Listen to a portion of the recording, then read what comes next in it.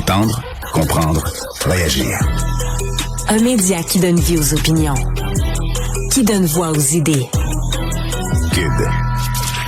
On a appris dernièrement qu'au centre-ville de Montréal allait ouvrir une boutique éphémère du géant de la mode ultra fast fashion, comme on peut appeler Shein, un géant chinois de la vente en ligne. Et avec nous, un entrepreneur que j'affectionne particulièrement, Pierre-Olivier Mercier, qui est le fondateur des boutiques Walk-in et Atelier Méthodo, qui est de la production de vêtements corporatifs. Salut Pierre-Olivier.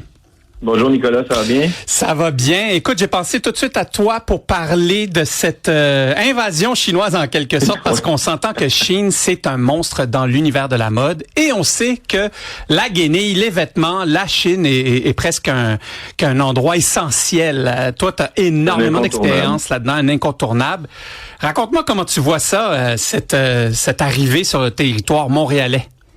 Ben, c'est sûr que d'un point de vue retail, je pense que il faut leur donner. Ils ont une stratégie qui à mon sens est excellente. Surtout avec un pop-up shop comme ils sont en train de faire, comme ils ont fait l'année dernière. Ils vont chercher, en fonction du data qu'ils ont déjà au niveau de l'Internet, au niveau de leur site Internet, ils vont déjà chercher des consommateurs qui sont dans la région de Montréal, qui sont dans la région de Québec, pour être capable d'aller leur amener tout l'effet physique de l'expérience sans nécessairement avoir le long terme d'un bail, de garder des employés à long terme. Donc, ils viennent chercher vraiment comme ce que l'Internet n'est pas capable de nous donner, c'est-à-dire l'expérience client, l'immédiateté, l'essayage, la découverte, toute l'immersion évidemment dans leur image de marque, qui sont probablement qui ont plus de difficultés à faire au niveau du online, mais tout en ne pas gardant un bail à long terme, en ne pas travaillant que ce soit sur une culture d'entreprise au niveau des employés, garder des employés sur le long terme dans la région de Québec. Moi, je pense que c'est ça qui est le plus dommageable au final, c'est que quand on parle de compétition inter-retailer au Québec, bien évidemment, en sens, c'est quasi impossible. Ils sont le roi du data en ce moment. Puis ils l'utilisent malheureusement très bien. Là. Exactement. Toi, tu as eu énormément d'expérience, tu as ouvert beaucoup de boutiques, tu as vraiment lancé une marque de vêtements, pas juste une boutique qui vendait des vêtements. Quel est l'avantage ou l'inconvénient en quelque sorte d'avoir d'un côté, bon, on comprend que les loyers, c'est très lourd à porter, à garder ses employés, former ses employés, ça coûte cher. Mais le commerce en ligne, c'est pas si donné que ça, non? C'est pas si donné, mais à l'inverse, évidemment, il y a l'acquisition l'acquisition des clients. Après ça, toute la question du shipping, free shipping, le retour qui est gratuit aussi pour être compétitif. Il y a d'autres frais, mais qui est beaucoup moindre. Puis pas juste ça, c'est qu'ils sont capables de s'ajuster. Tu sais, souvent quand on regarde la rue Sainte-Catherine, où à mon sens a perdu beaucoup de son trafic, a perdu beaucoup de son importance. Mais si tu signes un bail sur 10 ans, il faut que tu fasses avec le trafic de la rue, d'amener les gens au travers de ça. Mais à l'inverse, si le trafic change, sur un online, ils peuvent changer. Le client peut changer de destination physique, mais il va toujours à la même place au niveau online.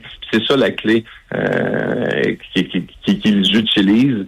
Puis ils vont chercher le 10% qu'ils sont pas capables de faire au niveau du online, puis ils le font au niveau physique, mais en n'ayant pas les problèmes du long terme. Là. Parce que Shein, c'est un géant, là. C'est 42 milliards de revenus US l'année dernière, 2 milliards de bénéfices, 273 millions de clients actifs dans plus de 160 pays. Donc, c'est clair. C'est énorme. C'est énorme.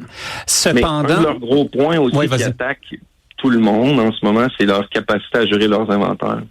En fonction de leur stratégie au niveau des réseaux sociaux, sont capables de voir rapidement sur des petites productions, 100, 200, de ce que j'en ai lu, jusqu'à 500 unités, de voir ce qui fonctionne puis ce qui fonctionne pas. Puis tout ce qui fonctionne pas, ils le gardent pas. Puis tout ce qui fonctionne, ils le reproduisent en masse. Ce que ça fait, ça gère un énorme problème du retail qui est en soi l'inventaire. Donc, s'ils n'ont pas de mauvais inventaire à gérer, ils ont donc pas de stock à acheter ou à liquider. Donc, c'est un coût qui est inerte au commerce de détail, mais qui est très, très présent, qu'on n'entend souvent pas parler. Mais c'est intéressant ce que tu dis, parce qu'un t-shirt, souvent, on se plaint là plus ou moins que des fois c'est cher. Mais un t-shirt à 75 $, là, c'est quoi son étape là? Explique-nous ça là, pour qu'on comprenne bien. Là, quand on achète un t-shirt à 75 $, l'argent il va où? Ben, normalement, il y a à peu près 25% de ce montant-là, de ce coût-là, qui va dans le coût direct du produit. Ça veut dire qu'il y a de la production en Chine, des transports pour l'amener jusqu'au Canada, puis ensuite au niveau des douanes. Puis un autre point qui est important, nous au Canada, on paye en moyenne autour de 18% sur tous les produits du vêtement. Eux, en shippant de l'extérieur vers le Canada, toutes les petites parcelles de colis qui rentrent sont souvent exemptés ou soit parce qu'ils passent au travers des mailles des douanes, mais ça a un impact important au niveau de la compétition aussi. Ensuite, normalement, 75% de la marge brute retourne aux retailers souvent pour payer les employés, payer le loyer, acheter, faire de l'acquisition client. Puis normalement, une bannière comme ça doit être capable de travailler autour d'à peu près entre 12 à 15% de marge nette annuellement. Là. Sur un t-shirt. Donc, il reste un 10-11 dollars de profit sur le t-shirt de 75 dollars qu'on vend. Ben, on n'a pas les marges de Chine, ne sont pas publiques encore, mais normalement, quand on regarde un comparable, mettons, au niveau, même nous, au niveau de Walk-in, ça ressemble à ça aussi quand on regarde Zara. Normalement, c'est les mathématiques qu'ils essaient de faire. Puis évidemment, étant avec la production qu'ils ont directement en Chine, ils sont capables de couper aussi beaucoup d'intermédiaires. Exactement. Ils sont capables de vendre avec des prix qui sont si agressifs. Là. Est-ce que la mode est devenue une entreprise technologique? Assurément. Je pense que toute entreprise aujourd'hui, quand on regarde l'analyse, il faut faire l'analyse du data. Ça nous permet de sauver des coûts, ça nous permet d'ouvrir des magasins, de pas ouvrir des magasins de mauvais endroits. Je pense que tout ce qui ressort du data est extrêmement important à analyser, puis c'en est une démonstration. Ils font pas le pop-up à Montréal pour s'amuser le marché. Clairement, au niveau des codes postaux, de leur envoi, de leur shipping, ils doivent savoir que une grosse proportion de leur clientèle vient de la région de Montréal, puis c'est une façon aussi d'aller chercher sur le long terme aussi. Là, puis pour des marques comme celle que tu as fondée, Walk-in, quand on voit débarquer la porte d'à côté un Shein, comment on se sent? C'est quoi notre réaction? Puis c'est quoi notre pouvoir en quelque sorte? Ou notre non-pouvoir? Je pense qu'on n'a aucun pouvoir, malheureusement. Je pense que c'est important aussi de rester focus sur ce qu'on fait. Mais malheureusement, au niveau des coûts, il n'y a pas grand-chose à faire. Fait que c'est surtout de travailler en constant sur les productions qu'on fait, être capable de pas gérer trop d'inventaire, d'être capable d'être manœuvrable facilement, d'être capable de changer de direction rapidement. C'est un mélange si tu veux, autant au niveau de la production, au niveau des employés, être capable peut-être, nous, à la fin, on signait des ententes qui étaient moins long terme au niveau des bails, pour être capable de réajuster le tir, ou de travailler avec des bails à pourcentage quand on est capable, ce qui permet de réajuster les dépenses en parallèle des ventes. C'est un peu ce qui nous sauve quand on n'est pas capable de compétitionner avec des gros joueurs. T'sais. Malgré que quand on regarde Shein, c'est que c'est un énorme joueur et ils sont extrêmement agiles. Donc, ça devient un compétiteur très redoutable là, pour tout retailer qui est dans la région, qui est au Canada. Là. Mais c'est intéressant ce que tu dis parce que justement, on pense que ça impacte juste une autre marque de vêtements quand un joueur débarque comme ça. Mais si ça te pousse à devoir renégocier tes contrats, tes baux de location, ça touche aussi donc les propriétaires de centres d'achat que eux, ils ont tout à gagner à ce que tu as des baux de long terme, là. Assurément, mais je te dirais, dans la cour des centres d'achat, je pense qu'il est temps, après les 10-15 dernières années, qu'ils réajustent. Si il y a une industrie qui est lente puis qui est non agile, c'est bien eux.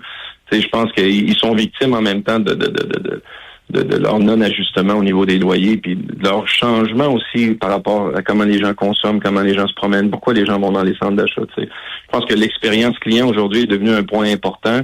C'est ce que Shein essaie de faire avec un pop-up, mais c'est ce qu'un centre d'achat devrait être, où on est capable d'aller chercher une expérience client au travers de différentes bannières, que ce soit dans le vêtement, dans le restaurant ou dans des activités, où les gens sont capables d'aller pour s'amuser. Tu sais, si on recule là, de 15 à 20 ans, moi quand on était jeune, on allait au centre d'achat pour se divertir. C'est pas juste pour consommer, pour rencontrer, pour voir des gens. Tu sais, on se promenait. Tu sais, cette activité-là, si je peux dire, s'est un peu perdue au travers le temps. Je pense que si on veut que les centres d'achat restent en vie, je pense qu'il faut clairement qu'ils travaillent à grande vitesse sur des changements comme ça pour être capable de suivre la clientèle. Ouais, effectivement, je crois qu'un centre comme le Royal Mount essaye de justement réinventer en quelque sorte puis d'offrir cette expérience-là autre que le vêtement. Dernière petite question par curiosité, il me semble que la mode entre guillemets moyenne gamme a disparu. Tu sais, soit c'est du très bas de gamme, ultra fast fashion, très rapidement, tu achètes un t-shirt, tu le portes 2 fois puis tu le jettes, soit c'est du haut de gamme. Est-ce qu'il y a encore de la place pour du moyenne gamme ou de l'entrée de gamme, je sais pas comment on appelle ça? Ça a toujours été une partie qui était difficile. Par contre, ce que je peux voir, c'est que le milieu de gamme a changé de strate de prix aussi. C'est du milieu de gamme, maintenant, on est presque rendu à 55 en montant. Avant le milieu de gamme, on était plus autour de 90, aller jusqu'à 200, 250. Maintenant, on tombe rapidement dans le haut de gamme en termes de prix.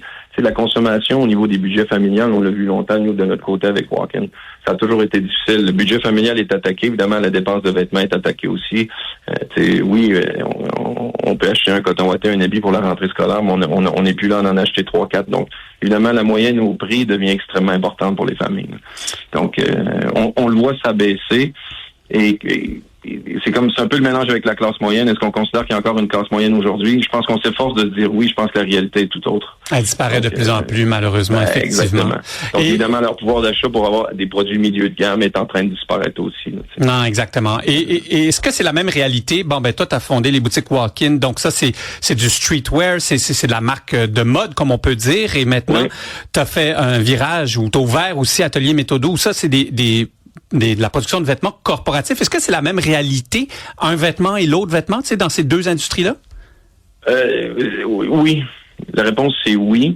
La différence, ou la grande différence, c'est qu'après, on avait 25 ans d'expérience. Là, on a vendu Walk-In, on a essayé de garder toute la partie production pour que les gens, les marques, que ce soit pas juste dans le retail, mais que ce soit même on travaille avec des bureaux d'avocats, des écoles privées, des écoles publiques, toutes grandes entreprises.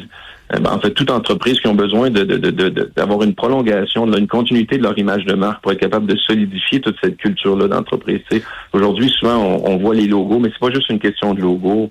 Évidemment, on essaie avec les entreprises vraiment d'aller créer une continuité de l'image pour que les gens soient capables de porter aussi à l'extérieur des entreprises, dans leur quotidien, évidemment, l'image de marque des entreprises. C'est de cette façon-là qu'on y travaille. Puis je pense que c'est de cette façon-là que les entreprises sont aussi capables de se différencier par rapport à des géants comme Shein ou comme Amazon. Exact. Ben écoute, c'est passionnant. Merci beaucoup de nous avoir montré l'envers de la médaille de l'univers de la mode.